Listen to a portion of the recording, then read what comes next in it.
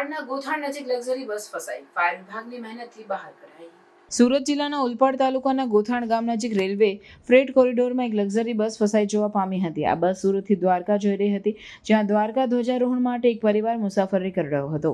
બસમાં ફસાઈ જવાથી પરિવારે ભારે મુશ્કેલીનો સામનો કર્યો હતો. ફાયર બ્રિગેડ અને સ્થાનિક લોકોની મહેનતથી લક્ઝરી બસને બહાર કાઢવામાં આવી હતી. બસના ફસાઈ જવાથી રેલવે ફ્રેટ કોરિડોરમાં અવરજવર બંધ થઈ ગઈ હતી, જેનાથી ટ્રાફિક જામ સર્જાયો હતો. પરિસ્થિતિને નિયંત્રિત કરવા માટે સ્થાનિક પોલીસ અને ફાયર વિભાગે તાત્કાલિક કાર્યવાહી હાથ ધરી હતી. આ ઘટનાથી રેલવે ફ્રેટ કોરિડોરની સુરક્ષા અને વ્યવસ્થા અંગે પ્રશ્નો ઉઠ્યા છે. આ પ્રકારની ઘટનાઓને અટકાવવા માટે રેલવે વિભાગે વધુ સાવચેતી અને વ્યવસ્થા સુનિશ્ચિત કરવાની જરૂર છે, જેથી મુસાફરોને ટ્રાફિકની સલામતી સુનિશ્ચિત કરી શકાય. આ ઘટનામાં ફસાયેલ પરિવારે સ્થાનિક તંત્ર અને ફાયર વિભાગની મદદ માટે આભાર વ્યક્ત કર્યો. તેમણે જણાવ્યું કે જો સમયસર મદદ મળતી ન હોત તો પરિસ્થિતિ વધુ ગંભીર બની શકી હોત.